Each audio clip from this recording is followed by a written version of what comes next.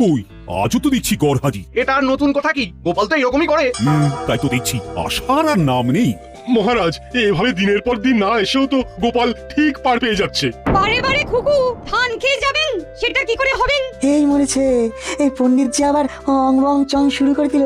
কিন্তু গোপাল আসছে নাই বা কেন? শ্বশুর বাড়ির আদর পেলে কি আর কারোর আসতে ভালো লাগে?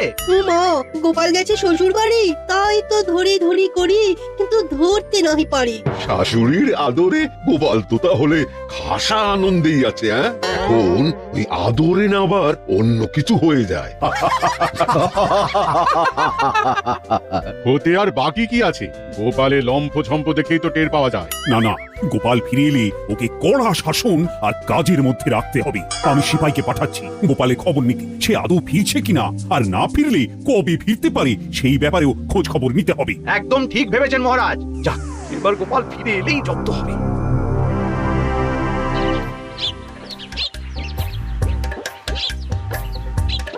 গোপাল দাদা, ও গোপাল দাদা, বাড়ি আছো নাকি? মহারাজ ডেকে পাঠিয়েছেন। কাকে ডাকছো আদর করে?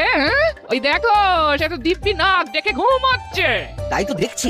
বেশ, তাহলে মহারাজকে গিয়ে তাই বলি। মহারাজের কানে কথা গেলে যে কি হবে কে জানে, তবে না জানিয়েই বা উপায় কি? আরাম করতে করতে লোকটা যে একদম কাম কাজ শিখে তুলেছে। ওহ,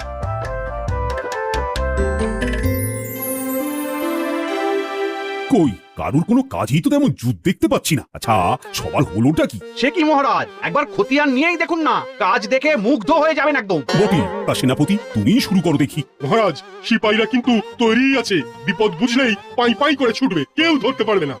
তবে আমার গণনা বলছে এক্ষুনি তেমন কোনো বিপদের সম্ভাবনা নেই। তাই যাহা ইচ্ছা করি, যেথা খুশি যাই।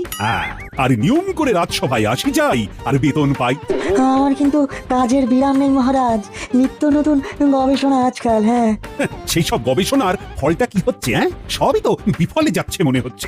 গোপালটা তবু যাও বা কাজের ছিল, কিন্তু সেও তো শ্বশুর বাড়িতে গিয়ে বসে আছে। আছে মহারাজ, গোপাল দাদা আছে। সে তো থাকবেই, কিন্তু আছেটা কোথায়? গোপাল দাদা নিজের বাড়িতেই আছে আর নাক ডেকে ঘুমোচ্ছি। সাহস তো কম নয়। না না না না, গোপালকে আর মাফ করা যাবে না। ওরা কোনো শাস্তির কথা মাথায় আসছে নাকি মহারাজ? এখনো আসেনি, তবে এসে যাবে। রাজসভায় না এসে বাড়িতে বসে নাক ডাকার ফল গোপাল এবার একেবারে হাতে গরম পাবে। জানি তো এরকমই কিছু একটা হবে, তাই আমি ছুটে এলাম মহারাজ। এবারের মতো ওকে ক্ষমা করে দিন মহারাজ। ক্ষমা পরম ধর্ম বটে, কিন্তু এমন অপকর্ম করলে কি মাফ করা যায় মহারাজ? তাই তো বেশ একটু ভাবনায় পড়ে গেলাম এবার। উনি তো এতদিন ধরে আপনাকে বিভিন্ন রকম ভাবে সাহায্য করেছে না, তাই ওকে আর একটু সুযোগ দেওয়া হোক মহারাজ।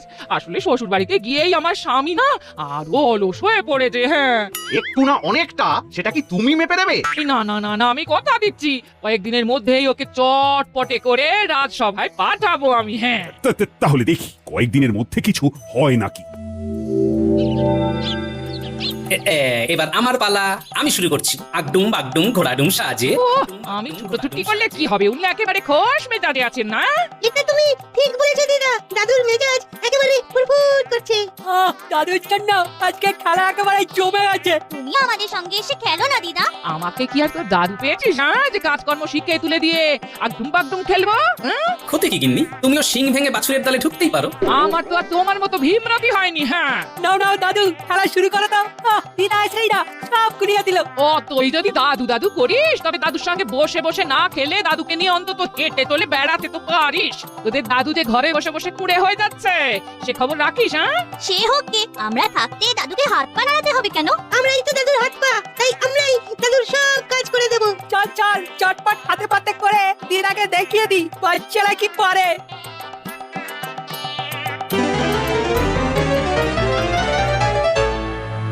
কি গিন্নি, কি বুঝছো? আমার ডান হাত বাঁ হাত কেমন কাজের হয়েছে নিজের চোখে দেখছো তো? এমন নাতি নাতনি থাকলে আমি আর তোমার কুড়েমি বন্ধ করবো কি করে? ওপরওয়ালাই জানে এবার কি হবে। তাহলে বুঝতে পেরেছিস তো কিভাবে কি করতে হবে? আপনি তো একেবারে ফর্দ ধরিয়েই দিয়েছেন মন্ত্রীমশাই। কি কি কিনতে হবে? মাছ, মশলা, তরি তরকারি। যাক যাক, এতদিনে তুমি তাহলে সংসারের দায়িত্ব বুঝেছো। আমি বলার আগে কি সুন্দর সব গুছিয়ে জোগাড় করে আনতে বলছো। হ্যাঁ হ্যাঁ, ফর্দটা বেশ ভালো করেই করেছি, যাতে এক সপ্তাহ আর নড়াচড়া করতে না হয়। এইভাবে সংসারের প্রতি আরো দায়িত্ব নিতে হবে তোমায়। দায়িত্ব নিচ্ছি বটে, তবে নিজের সংসারে নয়, বরং গোপালের সংসারে। সে কি? আর সেটাও গোপালকে দায়িত্ব দিয়ে ডোবাবো বলে। তুমি যে কি খেলা খেলছো এবার কে জানে।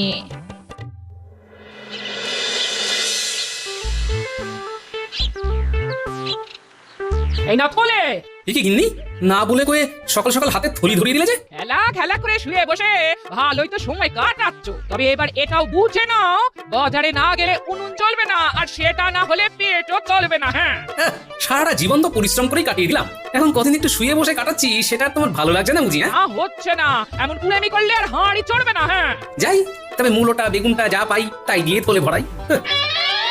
চলে পরে আনবো তো আমরা, তুমি কেন যাবে গোপাল দাদা? বাচ্চাদের কাছে খবর পেলাম ওদের গোপাল দাদুকে নাকি খুব খাটাচ্ছে দিদা, তাই গোপাল দাদার খাটুনি যাতে একটু কমে, তাই বাজারটা করে দিয়ে গেলাম আর কি। গোপাল দাদা তো লোকজনের উপকার কম করেন না, আর আমাদেরও অনেক উপকার করেছে। হ্যাঁ, তাই এটুকু করতে পেরে আমাদেরও খুব ভালো লাগছে। বলে তো যা আছে তাই দিয়ে দুজনের এক সপ্তাহ ভালো করে কেটে যাবে। একেই বলে গিন্নি, যে খায় ননি তাকে জোগায় চিন্তামণি। এবার আমি সত্যি সত্যি হাল ছেড়ে দিলাম।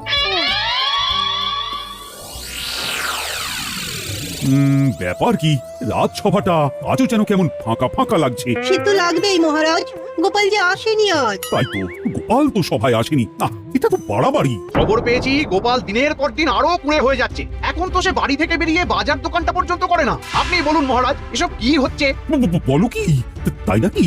আমি কি একটা ভেষজ আর একবার খাইয়ে দেখবো মহারাজ, এই রোগ সারে নাকি? দেখা দেখির আর কি আছে মহারাজ, এবার অন্তত গোপালকে বরখাস্ত করা উচিত। তার আগে আর একবার ভেবে দেখবেন না মহারাজ, আজ না হোক কাল যদি গোপাল আসে। তো তার জন্য কি বরণ ডালা সাজিয়ে বসে থাকবো আমি? তবু মহারাজ নিজে চোখে একবার দেখবেন নাকি সত্যি মিথ্যে আসলে কি। বেশ তো, তবে ব্যাপারটা কি হচ্ছে সেটা একবার নিজে চোখে দেখি, তারপর না হয় শাস্তি দেবো। তেমন হলে বরখাস্তের চিঠি না হয় আমি একেবারে হাতে হাতেই ধরাবো গোপালকে। এবার অন্তত গোপালকে বরখাস্ত করা উচিত।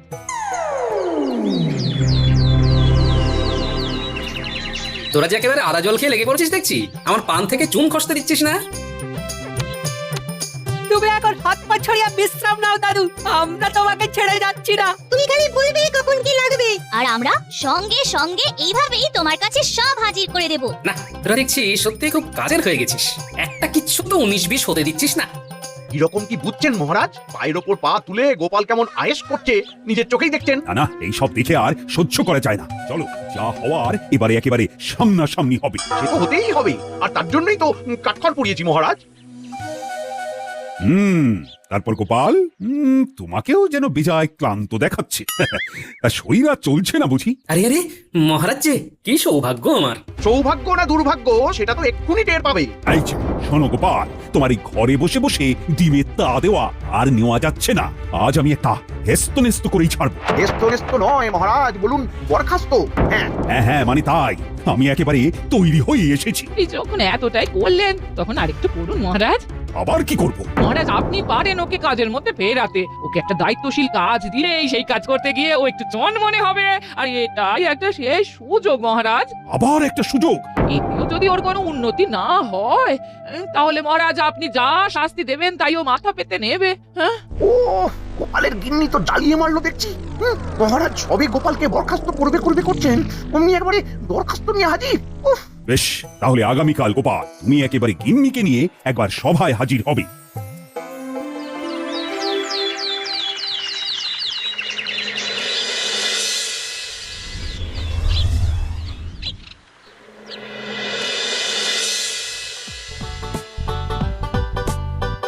পেন নাম হই মহারাজ। ওই কোথায়? এ তো হাই। হ্যাঁ, গোপালের আলসেমি যাওয়ার তো কোনো লক্ষণই নেই দেখছি। ও ভাই গোপাল, তুমি কি ক্লান্ত?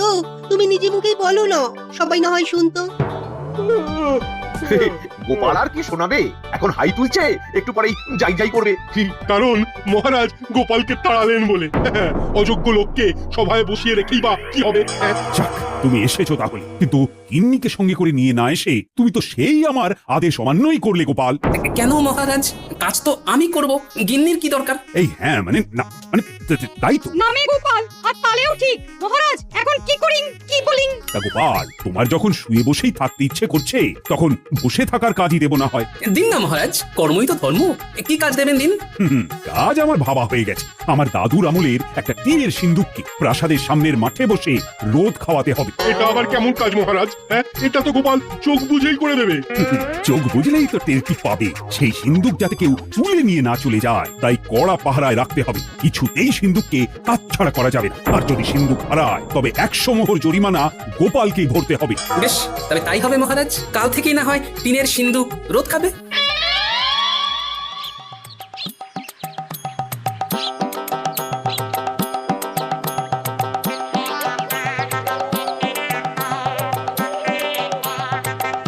কি গো, ওই কাজ করে মহারাজের মেজাজটা ঠিক করতে পারলে নাকি আবার জল ঢেলে দিয়ে এলে? কাজ আর এমন কি, ওই টিনের বাক্স রোদ খাওয়াতে হবে আর পাহারা দিতে হবে। দেখে দেখে মহারাজ কাজও একটা দিয়েছেন বটে। হ্যাঁ, আর সেটা না হয় ঠিক আছে, তবে বাক্স হারিয়ে গেলে 100 মোহর জরিমানা দেওয়ার ব্যাপারটা শুনেই তো নড়ে চড়ে বসতে হচ্ছে। সে আবার কি কথা? সেটাই তো আসল কথা গিন্নি। 10 মোহরে যে বাক্স পাওয়া যায়, তার জন্য 100 মোহর জরিমানাটা যে মোটেই মানা যাচ্ছে না গিন্নি। আমাকে ভয় পাইয়ে দিতে মহারাজ জরিমানার পরিমাণটা বাড়িয়ে দিয়েছে, সে একরকম ভালোই করেছেন। এতেই কাজ হবে। তবে মহারাজও টের পাবেন জরিমানার কথা বলে তিনি আমাকে কত বড় একটা সুযোগ করে দিয়েছেন। আবার আবার কি প্যাঁচ কষছো বলো তো তুমি? এখনো কষিনি, তবে কষে ফেলতে কতক্ষণ? তবে তার জন্য বাচ্চাদের সঙ্গে নিতে হবে। যা হওয়ার কাল বেলা গড়ালেই দেখা যাবে।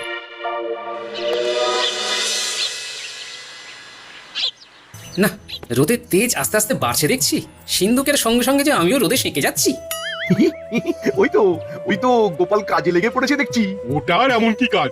তবে হ্যাঁ, ওই বসে থাকাটাও যে কত কষ্টের সেটা গোপাল এবার টের পাচ্ছে। গোপালং আলস্যং গচ্ছামি। এবার গোপাল বুঝুক খেলা। এটাও মহারাজের একরকম মারি বটে। মহারাজ ভাতে না মেরে হাতে মারছেন। দেখেও শান্তি।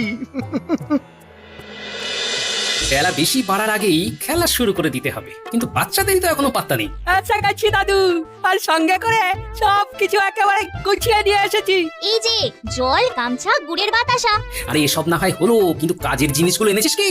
এনেছি তো, এই তো খড়ির টুকরো, কাগজ, কলম, একদম যেমন বলে দিয়েছিলে। হ্যাঁ, এই তো এইবার যেমন বলে দিয়েছিলাম তেমন করে প্রচারের কাজে লেগে পড়। তুমি কিচ্ছু ভেবো না গোপাল দাদু, ওই দিকটা আমরা ঠিক সামলে নেব। তুমি বরং এদিকটা গুছিয়ে নাও। সে আর বলতে, হাতে যখন খড়ি আছে তখন ভারী কাজটা আগে সেরে ফেলি। কিছু করি আর না করি গুছিয়ে লিখে ফেলি।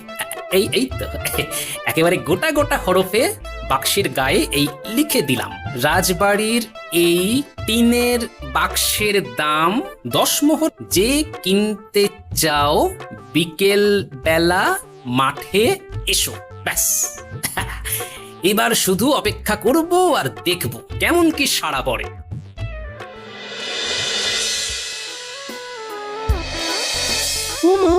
দেখো দেখো, মহারাজের মনি যেন ফুর্তি, মিটিমিটি হাসছেন, যেন ভাবছেন কত কি। সে তো হবেই সভাকবি, সে তো হবেই। মহারাজ যে অলস গোপালকে আচ্ছা করে ঘোল খাইয়ে দিয়েছেন এবারে।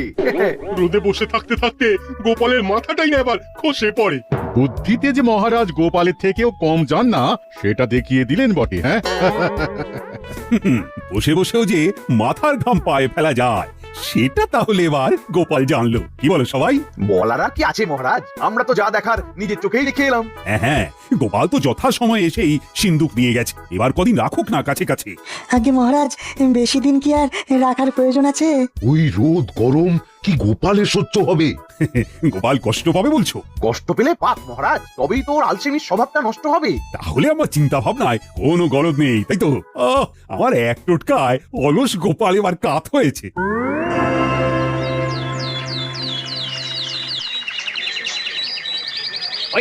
ওই তো টিনের সিন্দুক দেখতে পেয়েছি। তাহলে তো দেখছি খবরটা সত্যি। হ্যাঁ, বাচ্চারা তাহলে ভুল খবর দেয়নি। মাত্র 10 মোহরে রাজবাড়ির এমন একটা বাক্স পাওয়া যাচ্ছে।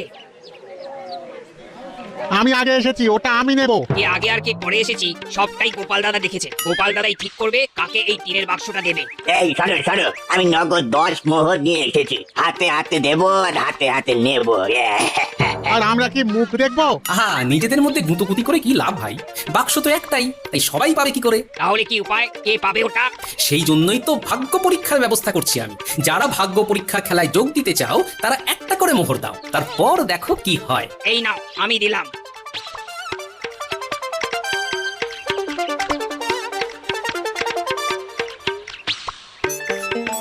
আমিও দিচ্ছি, আমার নামটা লিখে নাও। হ্যাঁ, এই তো লিখে নিচ্ছি। একে একে দাও, একে একে। হ্যাঁ, কারোর নামই বাদ যাবে না। এবার মনে হচ্ছে সবার নামই লিখে ফেলেছি। নয় নয় করে 5 হলো মনে হচ্ছে। এবার তাহলে না হয় টিনের সিন্ধুকে রাখা নাম থেকে ভাগ্যবান মালিকের নামটা তুলি। এই তো, এই যে গোটা গোটা করে লেখা আছে বটকৃষ্ণ বটব্যাল।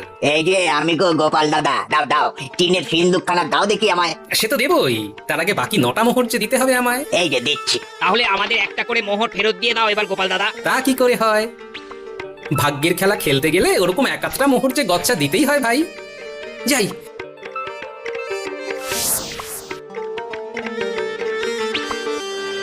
আমি এগোলাম। যাই, আমি বরং এবার মহারাজের কাছে যাই। কাদু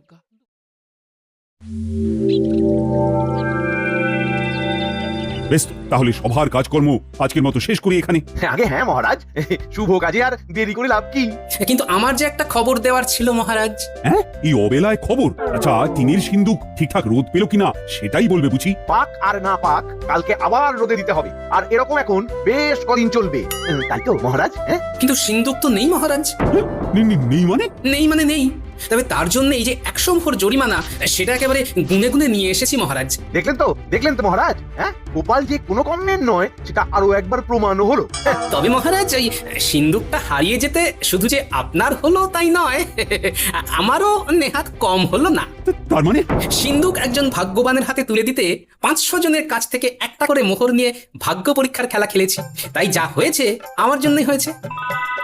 জরিমানার অর্থ দেওয়ার পরেও বাকি 400টার মতো মোহর আমার আয় হয়েছে মহারাজ।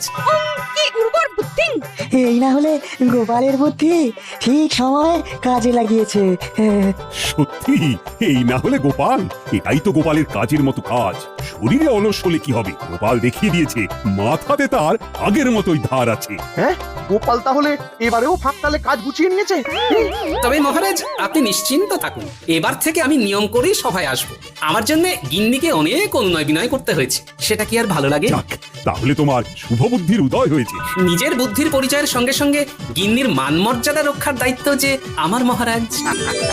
এটাই তো কথার মতো কথা গোপাল, এই জন্যই তো বলি তোমার তুলনা হয় না।